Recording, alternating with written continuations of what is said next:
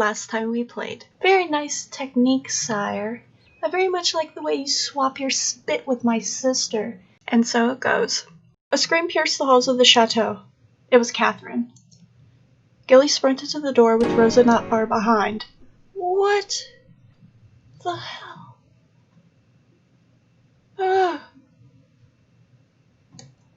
Back in the piano room, Catherine took a shaky step towards her sister. Uh-oh. She wasn't moving at all. Blood dotted the ivory keys. I didn't... It was an accident. Emily? She was overcome with the urge to approach her sister and shake her awake. Make sure she was okay, but it was a nasty fall. Emily? Catherine saw the way her sister's head snapped back as it collided with the sharp corner of the... Oh my God! With the sharp corner of the piano. She watched it like a series of photographs in her head. She had to check on her, but her feet refused to move.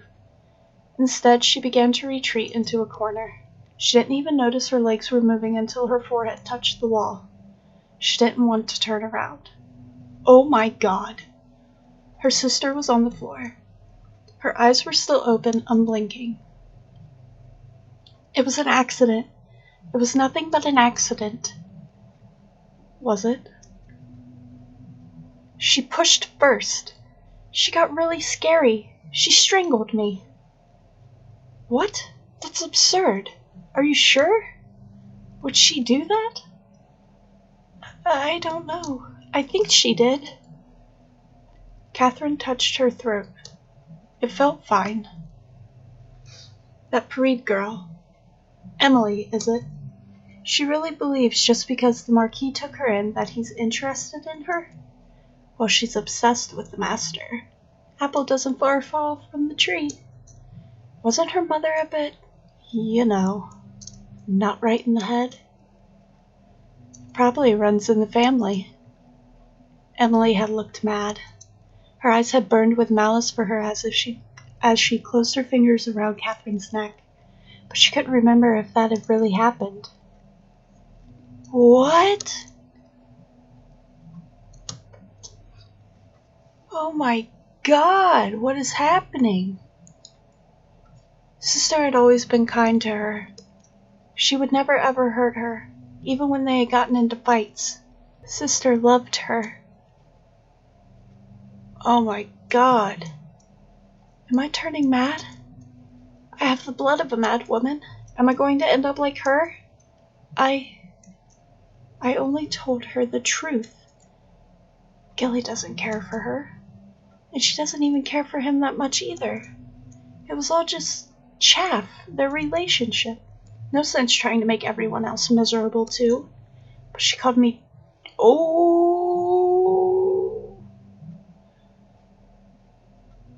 Oh my. My eyes went right to that word. But she called me jealous in a word I'm not gonna say. She's never called me that. She said they had decided to send me away, my lessons sent home, the piano replaced. It was for my own good, she said. I don't have to travel here all the time. I can concentrate on my other endeavors. I can make new friends. But I know she just doesn't want me near the chateau or Gilly. She hates it when I catch her with him. Perhaps this morning was the last straw? She hates it. She also smirks at me when I see that. Ooh, she's getting paranoid. She is paranoid as hell. Like she basks in it. I think I might hate her.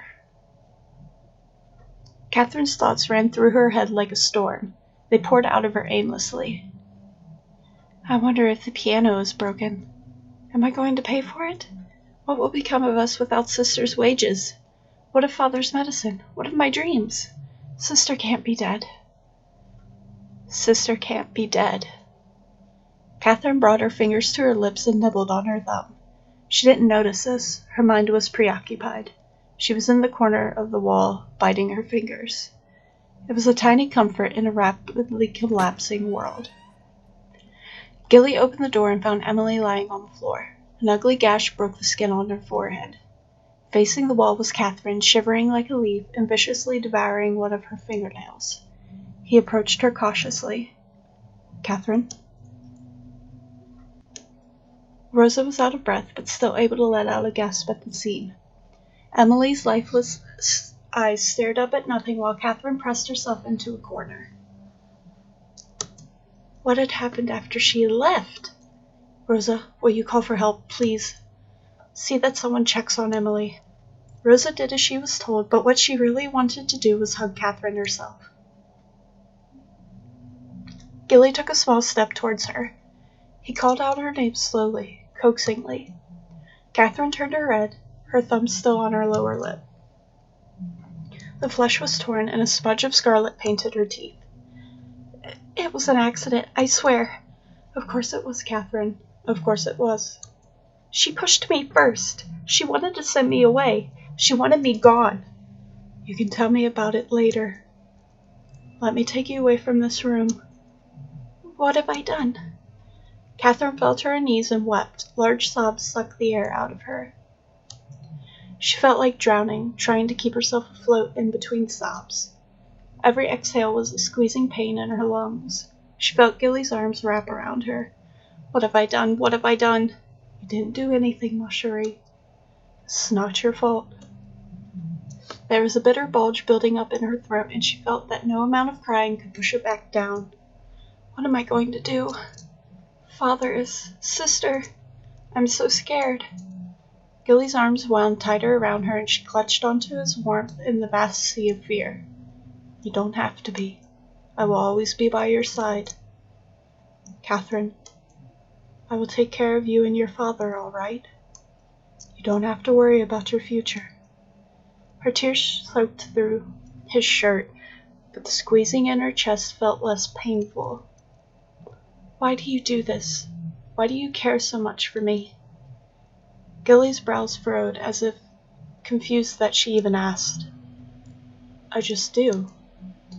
It was a boldly stated fact, as if painfully obvious, as if Catherine was a fool for not knowing it. It made Catherine's heart expand in her ribs. When she looked back, she would recall this as the moment she fell in love with him. The look in his eyes was reassuring and strong. She wasn't alone. She was going to be all right. "Let's get you away from here." He supported her arms and stood her up, careful to block the view of her sister from her eyes. He led her to the door. Catherine hated how fast her relief came. She was still drenched in sorrow at her sister's death. Her father would not take well to the news, especially in his health. But she was all right, and she hated it. Rosa was with her. She didn't have to leave her piano, her dreams, him. Nothing had to change. And most importantly, she hated the voice that came whispering in her head over and over again. "Thank goodness she's dead. Thank goodness." What? Oh my God!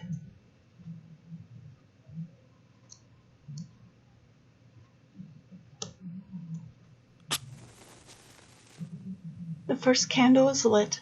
This candle was storage. The love for familiars. The cleanest love. Rosa stared at the blue candle glowing in her hand as she chanted her spell. Trust is the veil that conceals and deceives. Trick his eyes and his heart with the warmth from this candle's flame. A bond of blood like kin will be forged. Weave his trust so his tongue will yield to what is sought.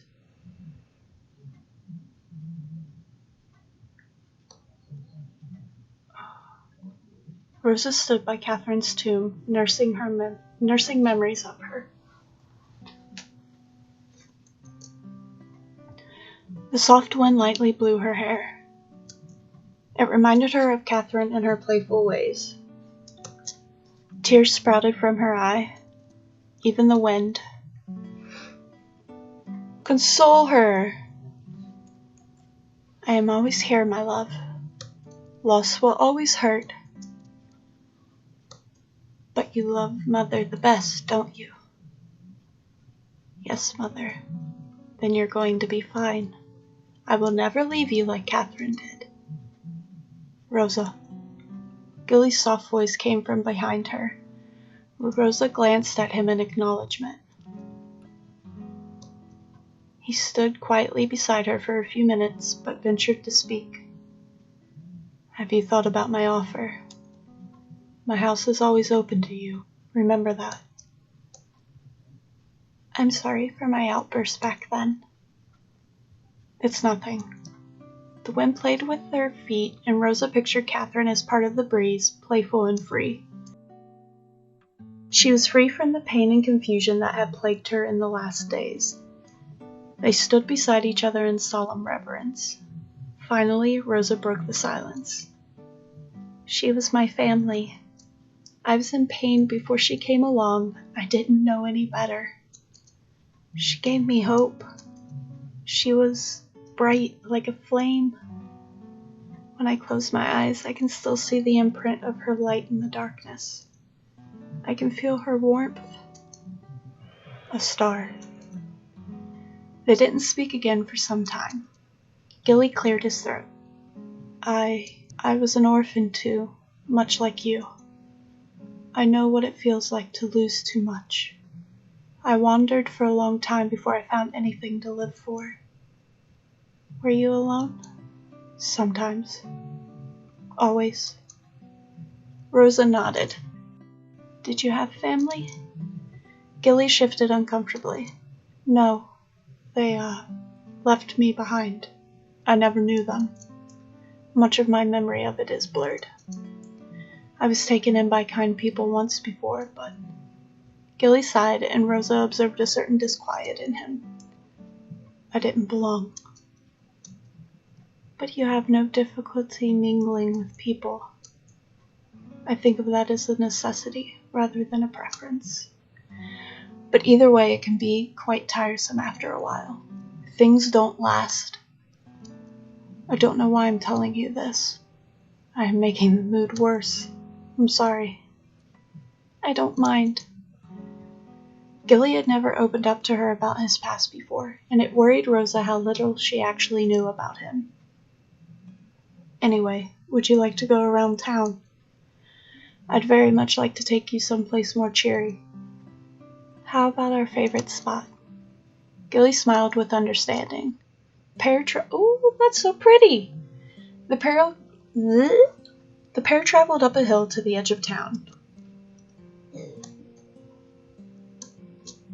There, the view overlooked the quaint village. The sunset painted everything in the pink glow of dusk of endings. It's always so beautiful here. They used to spend time in this grassy knoll, the three of them. It was their own little hideaway. Memories of the past crept up on every corner. The ghosts of laughter echoed in the wind. Rosa touched the trunk of a small tree they had carved their names on. So many fond memories. Rosa, I want you to have this. Gilly took Rosa's hand and placed an item in her palm. It was a simple silver locket. She looked up at him questioningly. I have had this for as long as I can remember. One of my remembrances of the past. I can't take this. You must. You need it more than I do. But it's old, and the locket doesn't even open anymore. I don't know why I've held on to it for so long. Can't even remember how I came to have it, but it comforts me. Maybe it will have the same effect for you.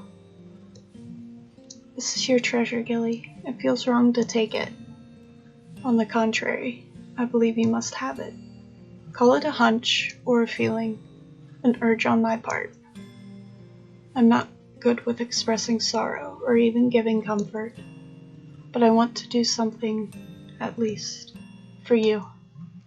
He closed his hand over hers, affirming the gift. It's yours. Please take it. You are wrong if you think I am letting you stay in the castle simply for Catherine's sake. I do it of my own accord. Let me do this for you, Rosa. We have been friends for quite a while. If you need to leave, at least stay until you feel you're ready to go. All right. But I will continue working in your household for my lodging. You don't have to do that. I can raise your status to a lady. You can read and write now, and very well. I'm sure you will be more comfortable in a higher position. I have no need for a higher position. Just free access to your library. You have come a long way from the shy girl back then, Rosa. Watching you grow has been a pleasure. Yes, the library is yours. They were quiet for a while, only conversing through looks, smiles, and tiny sighs. Rosa realized she had been holding on to Gilly's hand at that time. She broke off from his hold, rather embarrassed. We should head back. You're right. It's getting quite late. Gilly walked over to the carriage to get it ready. Excellent, child. Being a maid in his household will give you free access to the rooms. He trusts you completely. It seems that the candle worked. I guess so. Rosa looked at the silver necklace in her hand. She fiddled with it, trying to open the lock. Open it, leave it alone. Psh! Open it? We're gonna open it. Open that locket. I'd like to see what is inside. An object that he owns will make any enchantment more powerful. Rosa fussed with the pendant for a while, but like Gilly said, it was stuck. I'll try again later, Mother. I'm rather curious about it myself. The spell will start its effect in stages, gradually uncovering his true face. Fondness first, then trust, familiarity. Rosa sighed. But was the spell necessary at all? Didn't she already have that with Gilly? Rosa bit her lip, remembering the warmth of his hand. They had known each other for a long time. It was rather comforting to have someone to mourn with. However, Rosa did find it strange that Gilly rarely even mentioned Catherine anymore. It was as if he was shedding her off like skin. Again, the taste of blood in her throat resurfaced.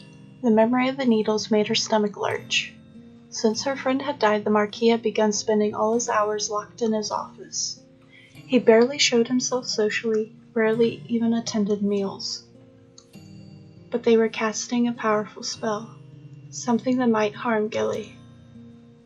What if he was, after all, innocent? She had years of good memories with him. Was she even expecting to find out? Exactly how could she live with the guilt of two dead friends? Rosa sighed. She cared for him. Despite all the suspicions, she knew that much. But Mother was adamant. 3 candles for 3 loves. A fitting curse for a man who frolics in love's domain. Storge, the love for familiars. Philia, the love for friends. And Eros, the love for lust. Open his heart with Storge. Unmask him with Philia. Strike him down with Eros. Yet Rosa kept the 4th candle. One she had named Agape. Agape! Unconditional love. She didn't know whether she would ever use it. Mother, of course, would object. But just in case Eros successfully struck Gilly, she wished to light it. At least give him peace before. Rosa walked towards Gilly, a pang of anxiousness biting at her. Rise, my daughter. The work lays ahead. To bring him down, we must find his weakness. Then, we attack. Revenge will be sweet, my dear daughter. Do it for Mother.